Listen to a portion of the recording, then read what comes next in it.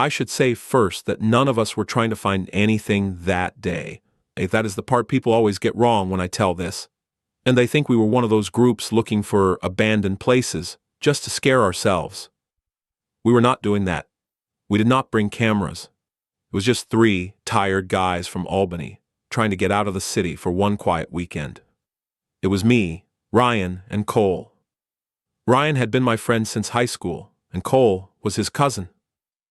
Cole could talk to a gas station clerk for 5 minutes and somehow walk out knowing the clerk's divorce history.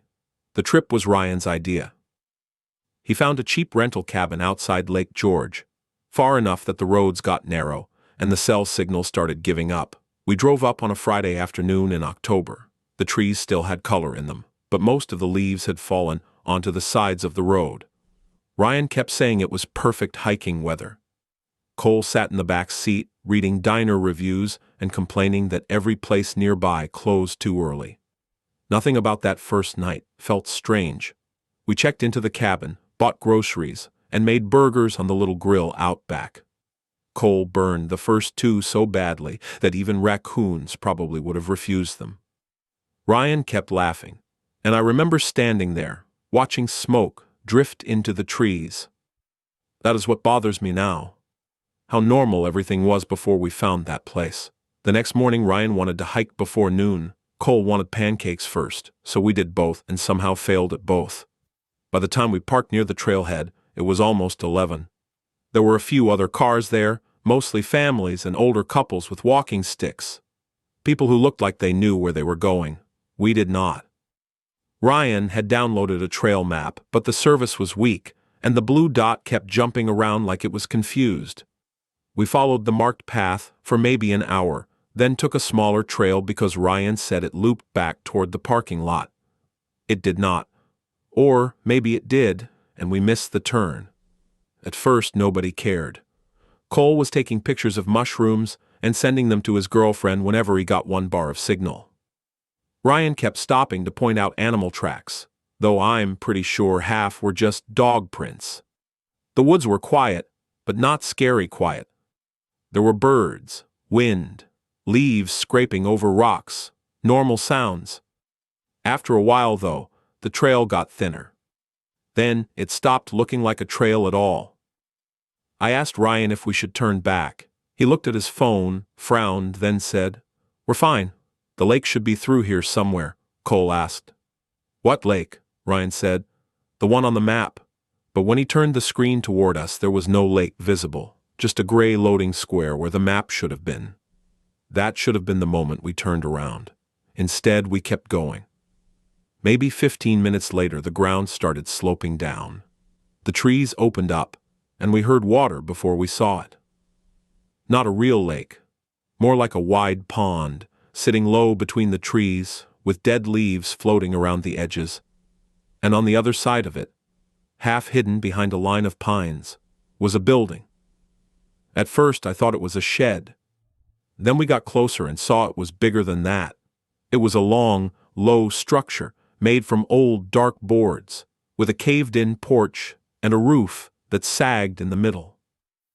There was no driveway leading to it, no sign, no trail marker, nothing that explained why it was there. Cole said, "Okay, that's creepy." Ryan laughed, but it came out thin. The building had 4 windows along the front, all covered from the inside with plywood. The door was open about 6 inches, just enough that the darkness inside looked like a black vertical line. I remember the smell before we reached the porch. Wet wood, mildew, and something sharper underneath it. Not rotten exactly, more like old metal after rain. Ryan said it was probably a hunting cabin. Cole said there would be a sign if it was private property.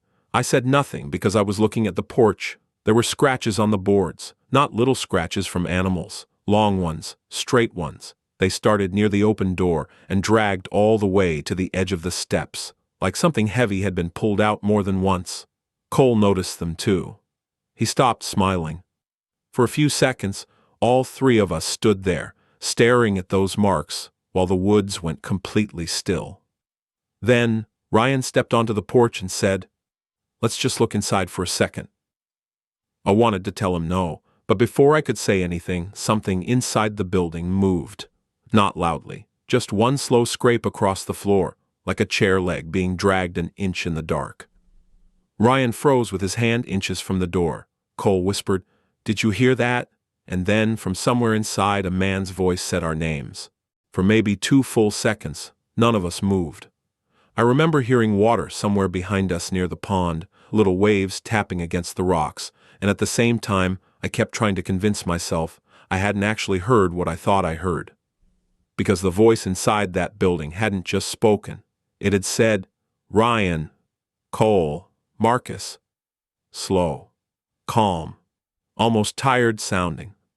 Cole immediately looked at me and whispered, "Did you tell somebody we were coming out here?" I shook my head. Ryan still stood closest to the door. I could see the muscles in his arm tense through his flannel, like he was deciding whether to bolt or laugh it off. Then he said the thing people always say in horror movies before something terrible happens.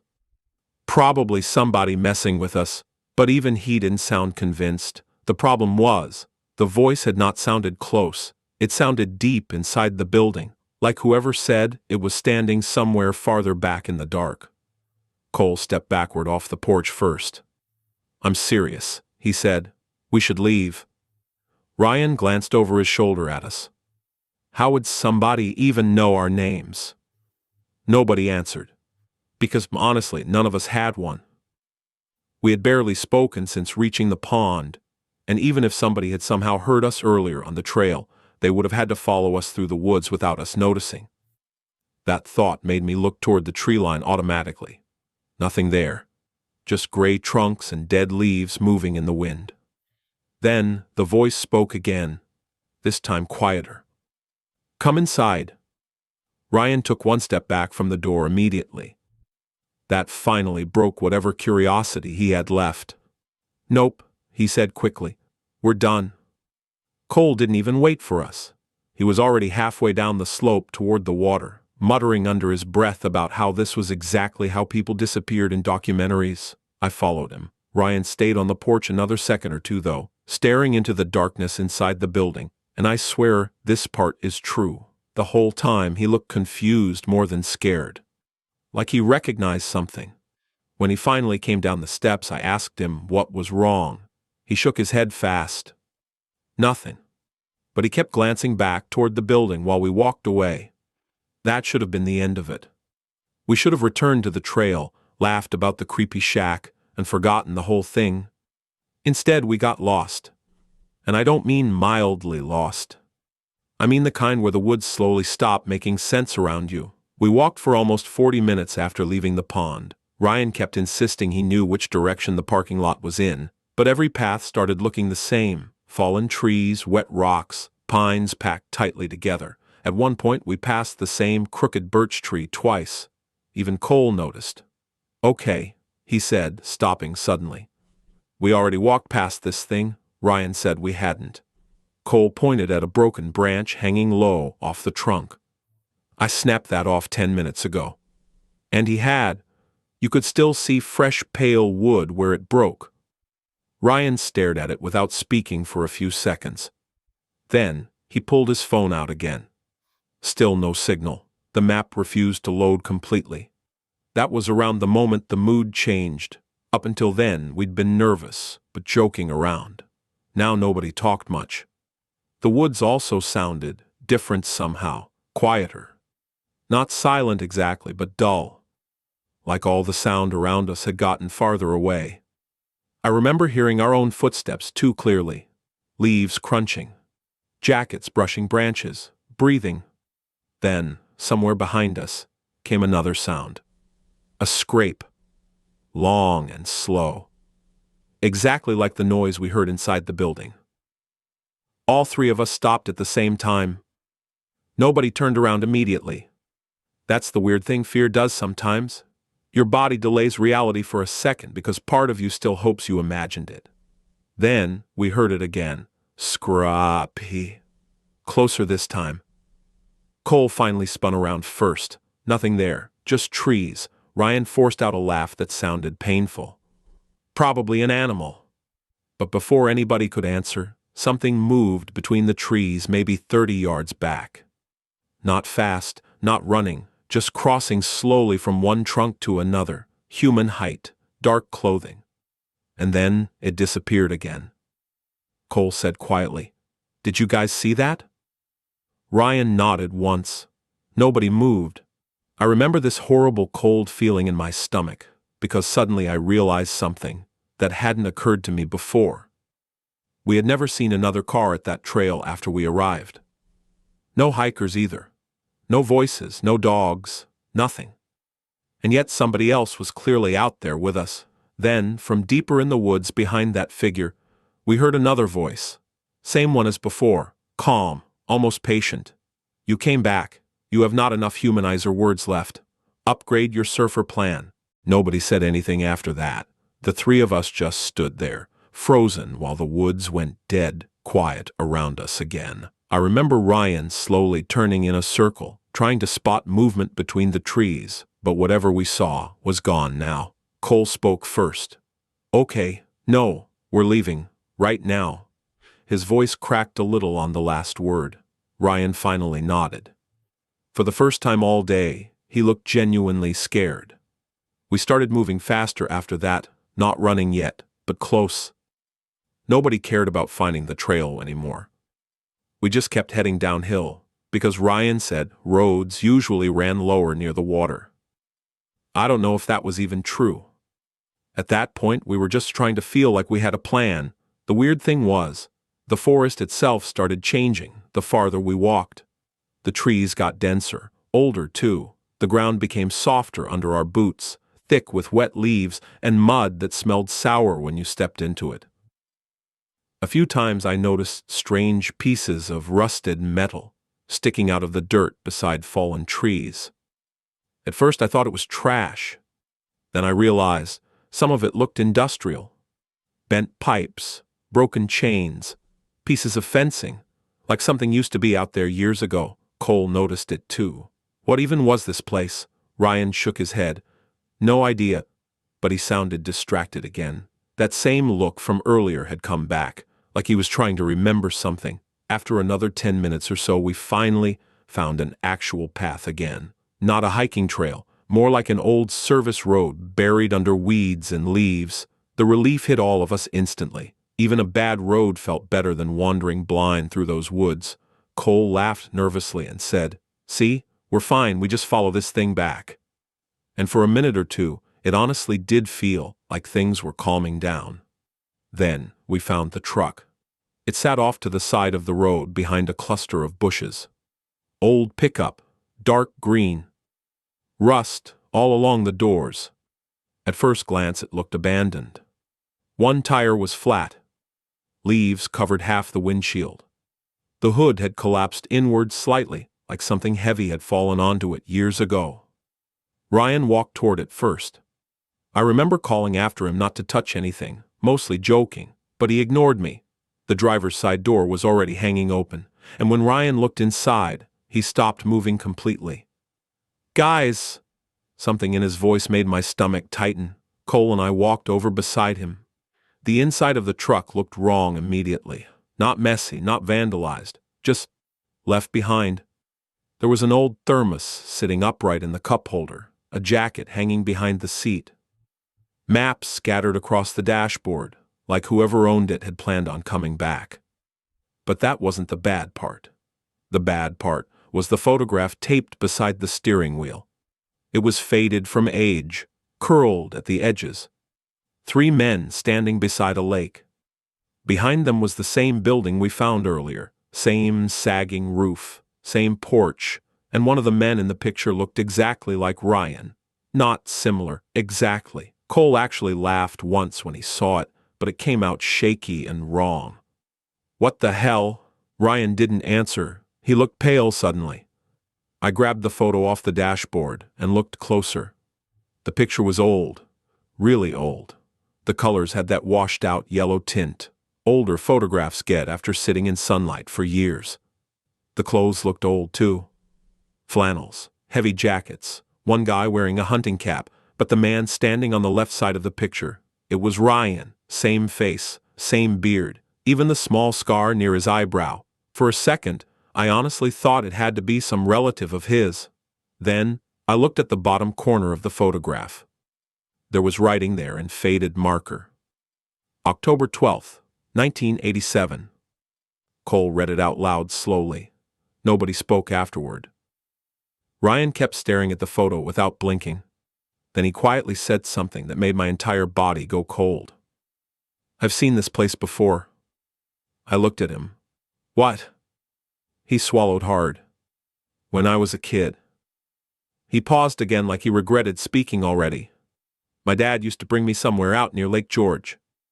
Cole frowned. "You think this is it?" Ryan shook his head slowly. "I don't know." Then he pointed toward the trees behind the truck. There used to be another building, too. The second he said that, we heard it again. Scrrrb.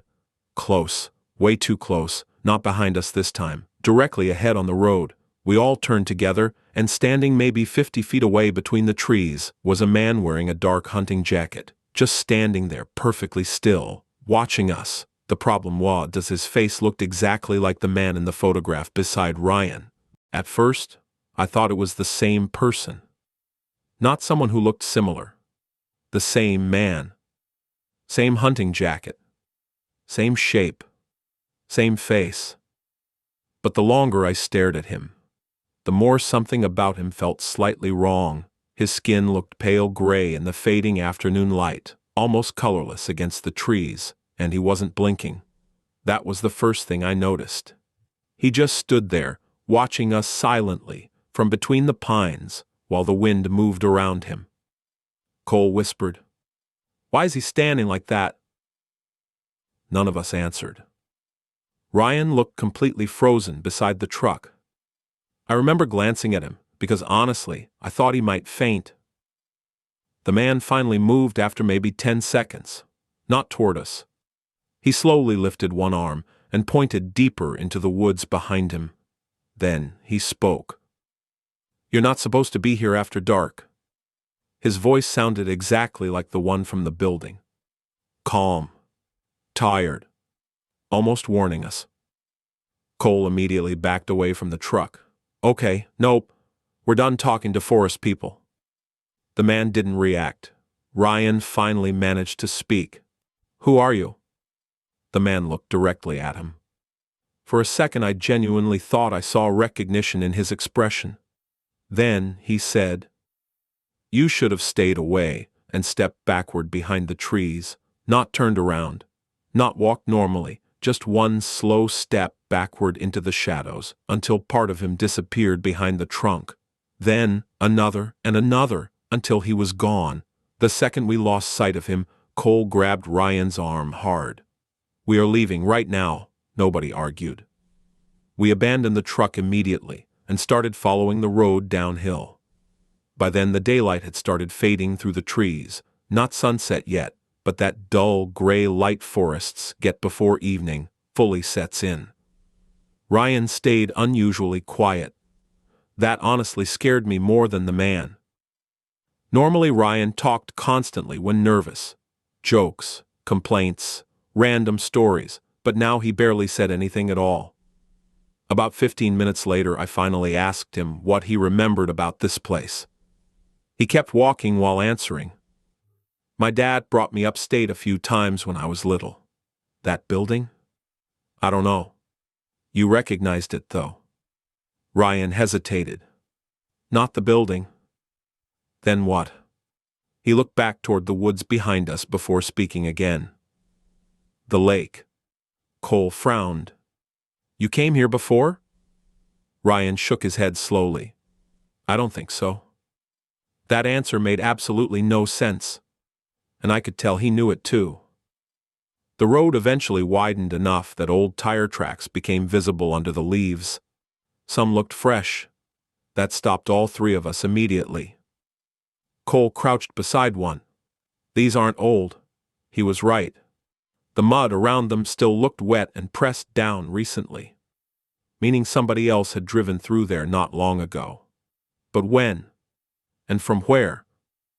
We kept following the tracks anyway, because at least it meant the road led somewhere. Then we started noticing the poles. The first one stood beside the road, half hidden by brush. Just an old wooden post sticking out of the ground, maybe 6 feet high. At first I thought it was part of an old fence. Then I saw the chains hanging from it, rusty chains, 3 of them. The next pole appeared farther ahead. Then another and another. Some still had hooks attached. Others had broken ropes dangling from nails. Cole stopped walking. "What the hell is this place?"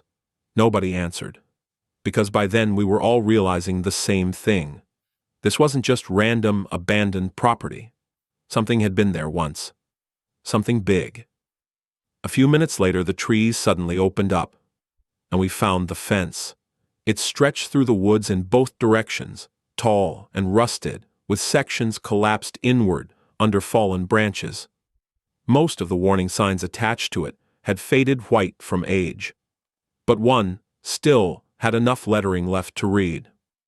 "Property closed by order of the state of New York," below. That was smaller text, almost completely worn away. Cole brushed dirt off the metal sign carefully. Then he stepped back slowly, after reading the last line. "What?"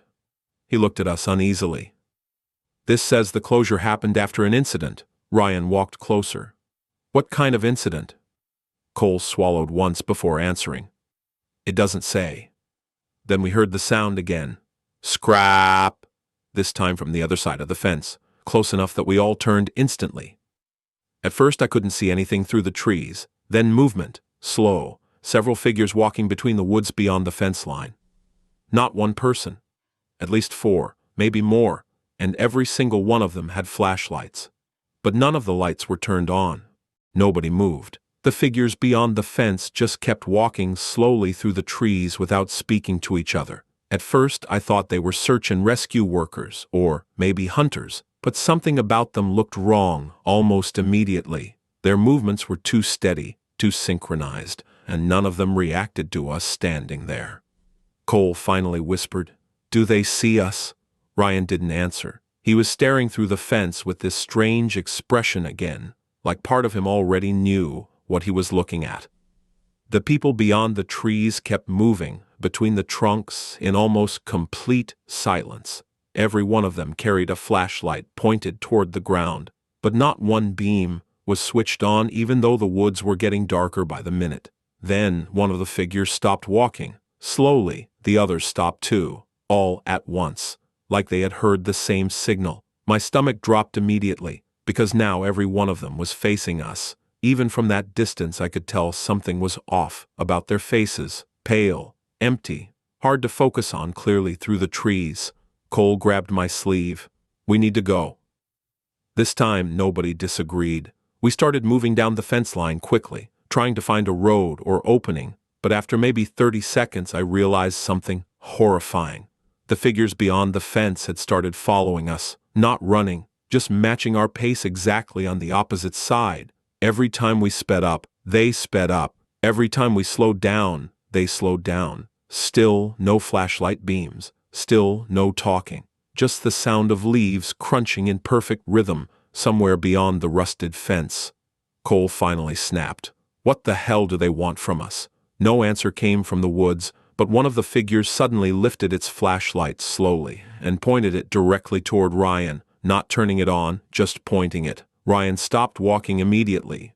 The rest of us stopped too. The figure held the flashlight there for maybe 3 seconds, then lowered it again, and all of them started moving once more. That was when Ryan quietly said, "They think I'm somebody else." I looked at him. "What?" But before he could answer, the road curved sharply ahead, and the trees finally opened into a clearing, and sitting in the middle of it was the rest of the facility. I honestly wish we had never seen it. The fence surrounded a huge section of land, hidden deep in the woods. Several long buildings sat scattered around the clearing, all dark and rotting, with collapsed roofs and broken windows. Rusted machinery rested half buried in weeds near one side of the property, and farther back, near the trees, stood a tall metal tower with a broken floodlight hanging off the top. The whole place looked abandoned, decades ago, but it did not look empty. That was the worst part. Lights moved inside some of the buildings. Small, dim, yellow lights drifting slowly behind dirty windows. Cole stared at the clearing in disbelief. What is this place? Ryan looked sick now. I think... He stopped speaking. What? He swallowed hard. My father worked somewhere like this. I turned toward him instantly. What do you mean, somewhere like this? When I was little, he used to disappear for weeks at a time, working security jobs upstate. Ryan kept staring at the buildings while talking. I remember one place had fences like this. Cole looked at him like he'd lost his mind. You're telling us your dad worked here? I don't know, Ryan suddenly shouted it loud enough that birds exploded from the trees nearby. I don't know, okay? The silence afterward felt horrible. Then we heard another sound from somewhere inside the facility. A bell. Old and metallic. Ding. A few seconds later. Ding. Then lights started appearing inside more buildings. One after another. Like people inside had suddenly become aware of us. Cole backed away from the fence immediately. No, absolutely not. But Ryan wasn't listening anymore. He kept staring toward one of the farthest buildings near the tower. There used to be a dormitory there, he whispered. I looked at him slowly. How would you know that? Ryan's face had gone completely pale. I dreamed about this place for years. The second he said that, every flashlight beyond the fence switched on at the exact same time, and all the beams pointed directly at us. The lights hit us so suddenly that for a second I couldn't see anything except white circles burning through the dark. There had to be at least 7 or 8 flashlights beyond the fence now, maybe more, all aimed directly at us, and none of the people holding them spoke. Cole immediately turned away, covering his eyes. Nope, we're leaving right now. But Ryan still wasn't moving. He stood there, staring into the lights like he was trying to remember something buried deep in his head. Then one of the figures beyond the fence finally spoke. You came back early this time. The voice sounded old, not angry, just disappointed. My skin went cold instantly, because I realized something horrifying. The voice was not coming from the same man we saw near the truck. This was somebody else, meaning there were multiple people out there. Cole grabbed Ryan's jacket hard. Move! That finally snapped him out of whatever trance he was in. The three of us backed away from the fence quickly, almost stumbling over roots and rocks, as the flashlight beams followed us through the trees. Still, no one chased us. That somehow made it worse. If they had run at us, maybe it would have felt human. Instead, they simply watched. Patiently, like they already knew we weren't leaving. After maybe 30 yards, Ryan suddenly stopped again. I remember this place. I nearly yelled at him. What is wrong with you? He looked terrified now, not confused anymore, terrified. My father brought me here once. Cole stared at him. You said you didn't know. I didn't. Ryan grabbed his own head hard with both hands, like he was physically trying to force the memories out. I swear to God I didn't until now. The lights behind the fence began moving slowly again, following us through the trees. Ryan kept talking fast now, almost panicking. He worked security for some private company back in the 80s. I only came with him once because my mom found out afterward and nearly divorced him over it. What company? I don't know. What was this place? Ryan looked back toward the facility, and for the first time since we arrived there, I saw genuine fear in his face. It wasn't abandoned back then. The woods suddenly echoed with another metallic bell sound. Ding! Then a loud crackling noise rolled through the trees nearby. An old speaker system, static, burst from somewhere inside the facility. At first it was just noise, then a voice. Evening shift begins in 10 minutes. The speaker cut out again. Cole whispered, What the hell? Because the voice sounded ancient, warped and distorted like an old recording that had been playing for decades. Then another message came through the woods. Employees are reminded that outside contact is prohibited. The speaker crackled violently again before falling silent. I looked toward the facility. More lights had appeared inside the buildings now, and movement. Shapes crossing behind windows, doors slowly opening. One building near the tower had a light glowing from the second floor, and for half a second, I saw a silhouette standing, motionless behind the glass. Watching us, Ryan backed away slowly. My dad used to have nightmares after he worked upstate. Cole looked at him. What kind of nightmares? Ryan swallowed hard.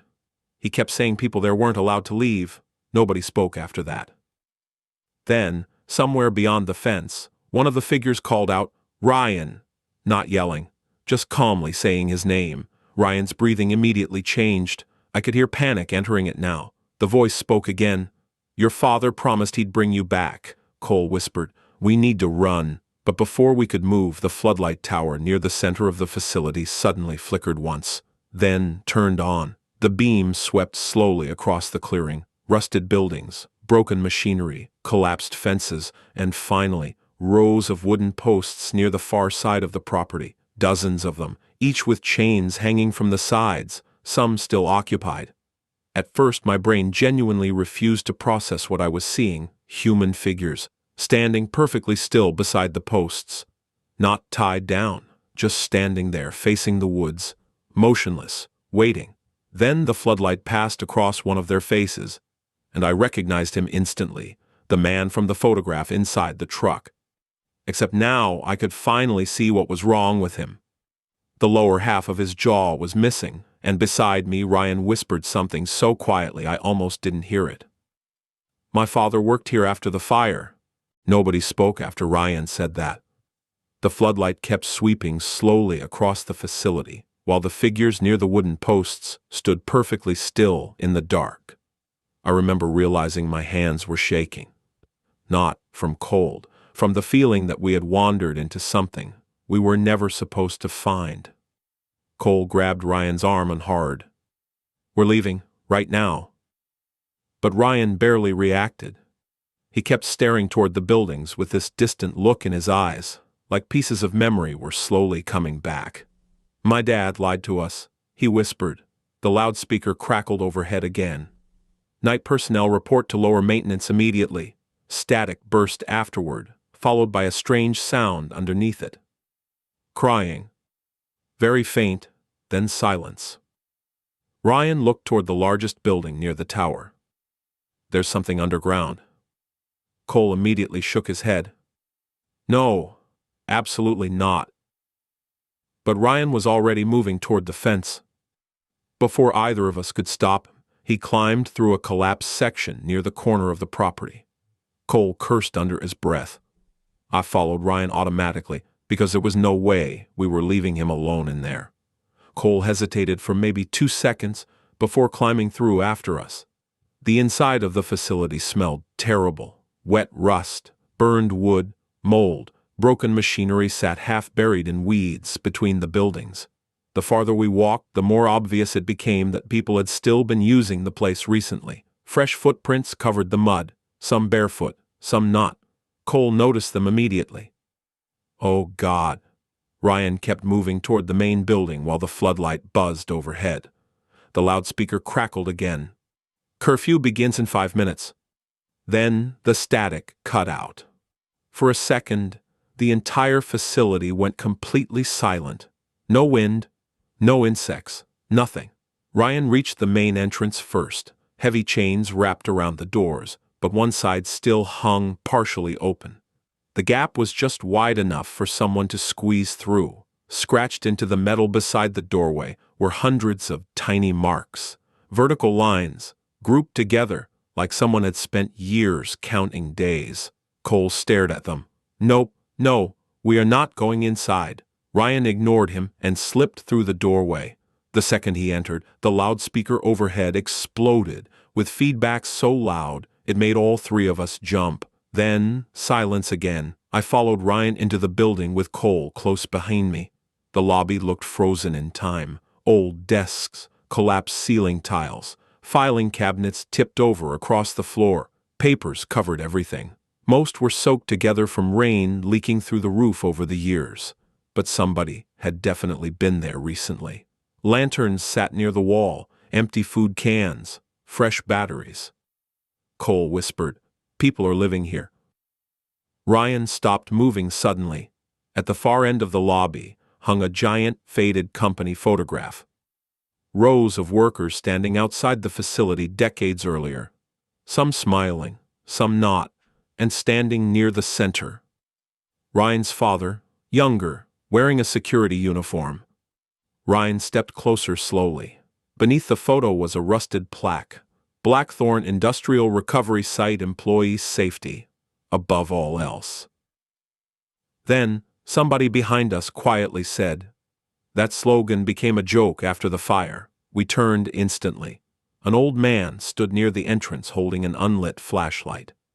Thin, gray beard, dark hunting jacket, pale skin stretched tightly across his face. The same man from the woods. Up close he looked worse somehow. His lower jaw was partially missing. Cole backed away immediately, knocking papers across the floor. The old man ignored him completely. He looked only at Ryan. "You shouldn't have come back here," he said softly. Ryan stared at him. "You knew my father." The old man nodded once. Then he quietly said something that made my stomach turn cold. "He locked us downstairs." Nobody moved after the old man said that. Ryan stared at him like his brain had stopped working completely. "You're lying," he whispered. The old man slowly shook his head. "Your father worked security the night of the fire." Cole looked ready to panic again.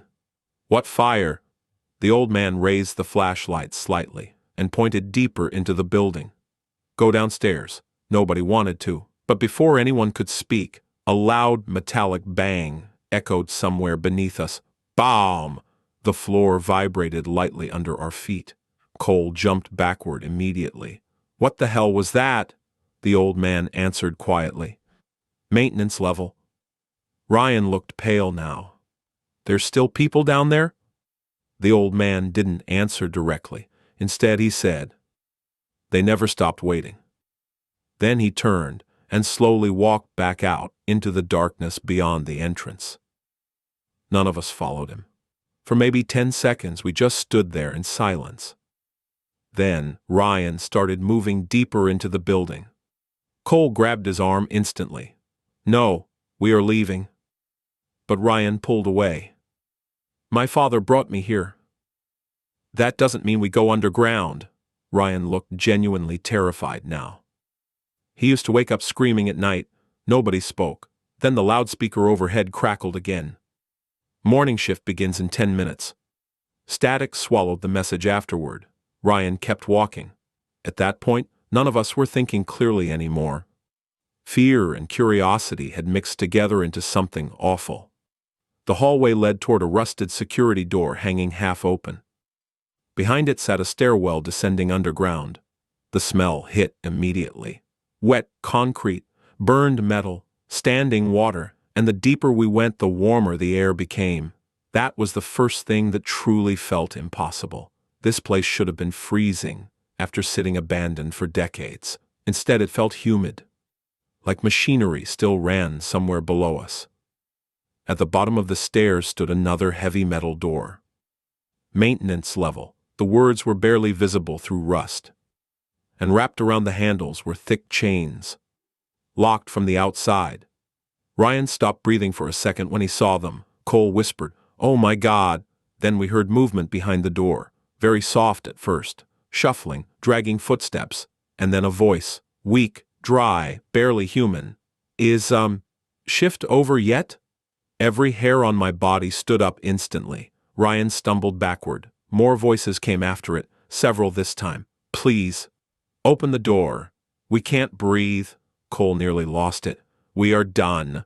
Then the chains rattled once from the inside. Clink. Another pull came harder a second later. Clink. The entire metal door shook. Ryan stared at it in horror. My father locked them in. Then something slammed violently against the other side. Boom! All three of us ran immediately. Not walked, ran back up the stairs while the sounds below grew louder. More banging, more voices, more crying. The loudspeaker activated one final time while we sprinted through the building. Employees are reminded that outside contact is prohibited. Then, static. We didn't stop running until we reached the woods. The floodlight from the tower followed us between the trees, while figures near the fence silently watched us leave. None of them chased us. That somehow made it worse. Police searched the area 2 days later after Ryan reported the facility. They found the pond, but nothing else. No buildings. No fence. No road. Nothing. Ryan stopped talking to both of us after that weekend. About 4 months later, a package arrived at my apartment with no return address. Inside was the same old photograph from the truck. 3 workers standing beside the lake. But this time I noticed something I somehow missed before. A child standing near the porch in the background, and written across the back in faded marker were 6 words I still think about constantly. He came back like they asked.